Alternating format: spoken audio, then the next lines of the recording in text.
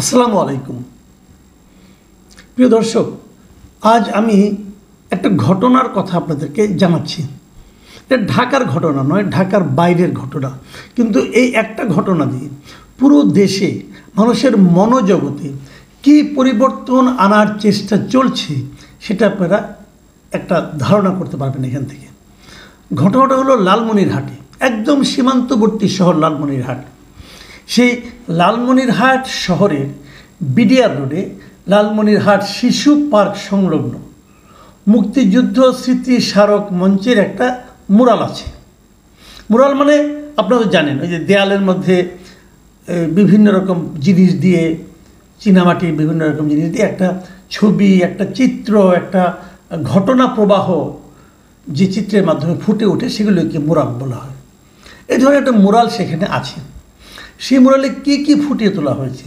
সেখানে ফুটিয়ে তোলা হয়েছে 52 ভাষা আন্দোলনের প্রেক্ষাপট, ঐতিহাসিক 7 মার্চের ভাষণ, স্বাধীনতা যুদ্ধ, মুজিবনগর সরকার গঠন, স্বাধীন ভূখণ্ডে নব রবির উদয়, নতুন সূর্যের উদয় হচ্ছে, 71-এর গণহত্যা, বিজয়ে উচ্ছ্বসিত বীর মুক্তিযোদ্ধা, 7 জন বীর শ্রেষ্ঠ, পাকিস্তানি বাহিনীর আত্মসমর্পণ, জাতীয় পতাকা হাতে উল্লেসিত জনতা।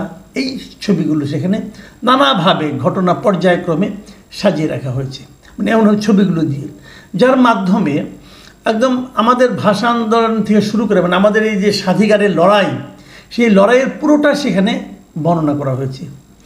এরকম একটা অসাধারণ চিত্রকে আপনি কি ক্ষুদ্র রাজনৈতিক চিন্তা দ্বারা ব্যাখ্যা করতে চাইবেন? এখানে কি কোনো ক্ষুদ্র সংকীর্ণ রাজনৈতিক চিন্তাধারার প্রকাশ ঘটেছে? এই পুরো ঘটনাটা, যে মুরালটা আছে, সেই মুরালটার কপালে কি ঘটেছে সেটা শুনুন।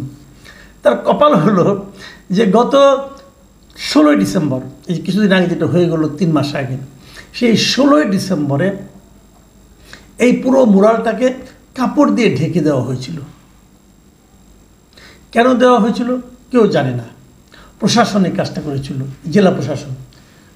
তার রিপিটেশন দেখা গেল গতকালকে 26শে মার্চ, আমাদের স্বাধীনতা দিবসে। ঠিক স্বাধীনতা দিবসের দিনও এই মুরালটাকে কাপড় দিয়ে ঢেকে দেওয়া হয়েছিল। কেন কাপড় দিয়ে ঢেকে দেওয়া হলো? কারণটা কি? ওখানকার যে স্থানীয় প্রশাসন, মানে জেলা প্রশাসক, তাকে জিজ্ঞাসা করা হয়েছিল, আপনি এটা কেন কাপড় দিয়ে ঢেকে দিয়েছেন মুরালটিকে? এই জেলা প্রশাসক HM রকিব হায়দার, উনি একটা জবাব দিয়েছিলেন, অসাধারণ জবাব। তিনি বলেছেন যে 2024 সালের জুলাই বিপ্লবের চেতনার সঙ্গে সামঞ্জস্যপূর্ণ প্রতীয়মান না হওয়ায় মুরালটি কাপড় দিয়ে ঢেকে দেওয়া হয়েছে। মানে এই মুরালটা 2024 জুলাইয়ের যে বিপ্লব, তার চেতনার সঙ্গে নাকি সামঞ্জস্যপূর্ণ হয়নি। কে বলল হয়নি? কোন আদালত বলেছে হয়নি? কে অথরিটিটা? কে? মিস্টার রকিব হায়দার, আপনি কি সে অথরিটি? এই জ্ঞান আপনি কোথায় প্রাপ্ত হয়েছেন? আপনাকে কে বলেছে যে এটা বিপ্লবের চেতনার সঙ্গে সাংঘর্ষিক? কে বলেছে আপনাকে? আপনি কি ঘুমে ঘুমে স্বপ্নে এই সিদ্ধান্ত উপনীত হয়েছেন যে কাল রাতে আমি একটা স্বপ্ন দেখলাম, স্বপ্নে পাওয়া তাবিজের মতো আমি বুঝতে পারলাম যে এটা জুলাইয়ের চেতনার সঙ্গে সাংঘর্ষিক হয়ে গেল? আপনাকে এই অথরিটি কে দিল? আমি বুঝতে পারি না যে বিভিন্ন জেলা প্রশাসক যারা হয়, তারা কিন্তু সরকারের অ্যাম্বাসেডর বিভিন্ন জেলা শহরে, তাদের বিভিন্ন কর্মকাণ্ড সরকারেরই চিন্তার প্রতিফলন ঘটিয়ে থাকে। এই লোক কোন বিবেচনায় একটা জেলা প্রশাসক হলো, এটা আমি বুঝতে পারি না। যে মুক্তিযুদ্ধকে, আমাদের ভাষা আন্দোলনকে, আমাদের স্বাধীনতা যুদ্ধের যে বিজয় গাথা, সেই বিজয় গাথাকে, 7 জন বীর শ্রেষ্ঠকে, মুক্তিযুদ্ধের বিজয়ের উল্লাসকে 24-এর গণ অভ্যুত্থানের সঙ্গে সাংঘর্ষিক মনে করে, সে কে এবং সে কোন বিবেচনায় এখনও প্রশাসনের একটা গুরুত্বপূর্ণ পদে থাকতে পারে? আমি এই প্রশ্নটা খোদ ডক্টর ইউনূস সরকারকে করতে চাই। ডক্টর ইউনূস এর জবাব দেবেন নিশ্চয়ই। কি হচ্ছেটা কি দেশে? আমি বুঝতে চাই দেশে হচ্ছেটা কি। আমরা কাদের কবলে পড়েছি, কাদের খপ্পরে পড়েছি? আমি আরেকটু বলি, আমি আরেকটা পত্রিকা, আমি এতক্ষণ যে জিনিসটা পড়লাম ওনার বক্তব্যটা, সেটা আমি পড়েছি প্রথম আলো পত্রিকা।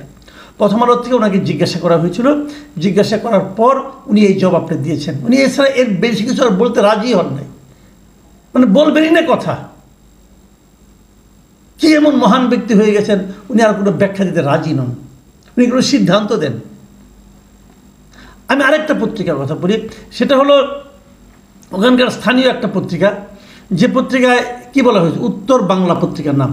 সে পত্রিকায় বলা হয়েছে যে তারা নাকি জিজ্ঞাসা করেছিল, তাদেরকে এই জেলা প্রশাসক বলেছেন যে বৈষম্য বিরোধী ছাত্র আন্দোলন ও স্থানীয় ছাত্র জনতার দাবির মুখে তারা নাকি এই কাজটা করেছেন। প্রথমত, বৈষম্য বিরোধী ছাত্র আন্দোলন বলতে কোনো সংগঠনের অস্তিত্ব এখন আর নেই, সেটা বিলুপ্ত হয়ে গেছে। উনি জানেন না এটা? বানায় বানায় কথা বলে এরকমই হয়। বৈষম্য বিরোধী ছাত্র আন্দোলন নামে কোনো সংগঠনই নাই এখন আর, বাংলাদেশে এক্সিস্ট করে না। তারা নাকি দাবি করছে তাকে বায়বীয় সংগঠনের বায়বীয় দাবি। আর কে করছে? স্থানীয় ছাত্র জনতা, তারা নাকি দাবি করছে। দাবিটা কবে করলো, কিভাবে করলো, ওনার কাছে কোনো ডকুমেন্ট আছে? স্থানীয় অনেকে এই পত্রিকার পক্ষ থেকে জিজ্ঞাসা করা হয়েছে, তারা বলেছে যে স্থানীয় সূত্রে জানা গেছে, আমি পত্রিকাটা পড়ে শোনাচ্ছি আপনাদের। স্থানীয় সূত্রে জানা গেছে, স্বাধীনতা দিবসের আগে বৈষম্য বিরোধী ছাত্র আন্দোলন বা স্থানীয় ছাত্র জনতার কাছ থেকে এ সংক্রান্ত কোনো দাবি সম্বলিত বিক্ষোভ বা মিছিল দেখা যায়নি, কেউ বলতে পারেনি। তাছাড়া এই মুহূর্তে সেখানে কোনো সংস্কার কাজও চলছে না বলে স্থানীয়রা দাবি করে। মানে ওই যে মুরালটা, তার আশেপাশে কোনো ধরনের সংস্কার কাজ যদি চলে সেক্ষেত্রে হয়তো ঢেকে দেওয়া যেতে পারে, তাও চলছে না। তাহলে এই ডিসি সাহেবকে কীভাবে উনি কি স্বপ্নে ওনাদেরকে দেখেছিলেন? ওনার স্বপ্নে বৈষম্য বিরোধী ছাত্র আন্দোলন আসছিল। এই অজুহাতে, এইরকম একটা খোরা অজুহাতে তিনি এই কাজটা করেছেন। এবং আমি মনে করি উনি আমাদের মুক্তিযুদ্ধের চেতনা বিরোধী এবং আমাদের প্রয়োজনে আমি মনে করি রাষ্ট্রবিরোধী একটা কাজ করেছেন। আমি মনে করি রাষ্ট্রের অস্তিত্ব যে চেতনার উপর নির্ভরশীল, উনি সেটাকে অপমানিত করেছেন, পদদলিত করেছেন। এটা নিয়ে স্থানীয় লোকের মধ্যে নানা ধরনের প্রতিক্রিয়া দেখা গেছে। সে প্রতিক্রিয়াগুলো আমি আর নতুন করে বলতে চাই না। অনেকে বলেছেন, কেউ বলেছেন, একজন লোক তো উনি তো খুবই গুরুত্বপূর্ণ কথা বলেছেন, যেমন উনি লালমনিরহাট সম্মিলিত সাংস্কৃতিক ফোরামের সাধারণ সম্পাদক সুফি মোহাম্মদ, উনি একটা ফেসবুক লিখেছেন, এটার উপর স্ট্যাটাস লিখেছেন, এবং সেখানে উনি লিখেছেন, লালমনিরহাট শিশু পার্ক সংলগ্ন মুক্তিযুদ্ধের স্মৃতি স্মারক মঞ্চে স্থাপিত মুরাল স্মৃতি স্মারকটি যদি চলমান সময়ের জন্য অনুপযুক্ত হয়, প্লিজ কর্তৃপক্ষ মুরালটি ধ্বংস করে দিন। তবু সারা বছর সবার জন্য উন্মুক্ত রেখে বিশেষ বিশেষ দিনে কাপড় দিয়ে ঢেকে সার্কাস করবেন না। কাকে বলেছেন? এই সার্কাসটা কে করলো? এই প্রশ্নের জবাব কে দিবে? দেশ কি পেছন দিকে হাঁটছে? আমাদের মুক্তিযুদ্ধ, আমাদের ভাষা আন্দোলন কি ভুল ছিল? এবং সেই ভুল ধরিয়ে দেওয়ার জন্য এই সমস্ত রাকিব হায়দাররা কি দায়িত্ব নিয়েছে? এই দেশটাকে হাওয়ার উপরে চলবে? দেখুন প্রিয় দর্শক, আমি কিন্তু আসলে একটু উত্তেজিত এবং আমি বিরক্তও বটে যে কাদের হাতে আমরা দায়িত্ব দিয়ে রেখেছি। এই সমস্ত অযোগ্য, অথর্ব, পশ্চাৎপদ চিন্তার অধিকারীরা কি করে দায়িত্বশীল পদে থাকে, এটা আমি বুঝতে পারি না। দেখুন, আমি এর সঙ্গে আরেকটা জিনিস একটু পড়তে চাই। এটাকে আপনারা এর সঙ্গে মিলাবেন না, কারণ আমি এর সঙ্গে মিলাচ্ছি না, কিন্তু আমি বুঝাতে চাচ্ছি, বলতে চাচ্ছি, আপনাদেরকে অবহিত করতে চাচ্ছি যে দেশে আসলে মুক্তিযুদ্ধকে ভুলিয়ে দেওয়ার চেষ্টা চলছে। আমাদের মহান মুক্তিযুদ্ধ, যার উপর দাঁড়িয়ে আছে আমাদের দেশ, তাকে ভুলিয়ে দেওয়ার একটা প্রচেষ্টা চলছে এখানে। যেমন ধরুন, আমি যে খবরটা এখন পড়ব সেটা হলো, গতকালকে জামাতে ইসলামের সেক্রেটারি জেনারেল মিস্টার গোলাম পরওয়ার তিনি কি বলেছেন?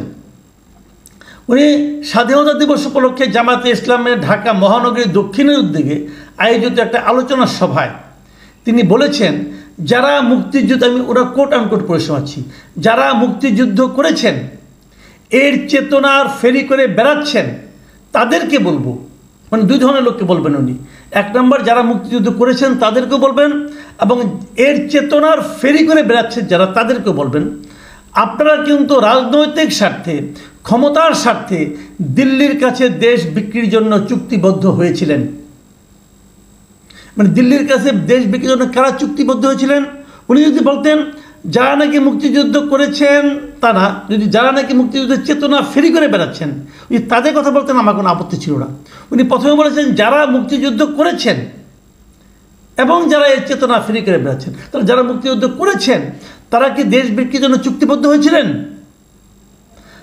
আরও লিখেছেন উনি, সেদিন বাংলাদেশের প্রকৃত স্বাধীনতা অর্জিত হয়নি, গোলাম পরোয়ার অর্জিত হয়েছে কিনা সেটা আপনার কাছে শিখতে হবে, আমাদের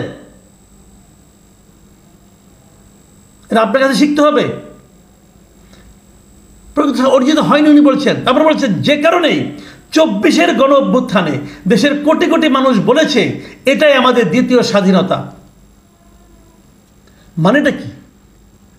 মানে উনি কি 71-এর স্বাধীনতার সঙ্গে 24-এর গণ অভ্যুত্থানকে প্যারালাল নিয়ে আসছেন?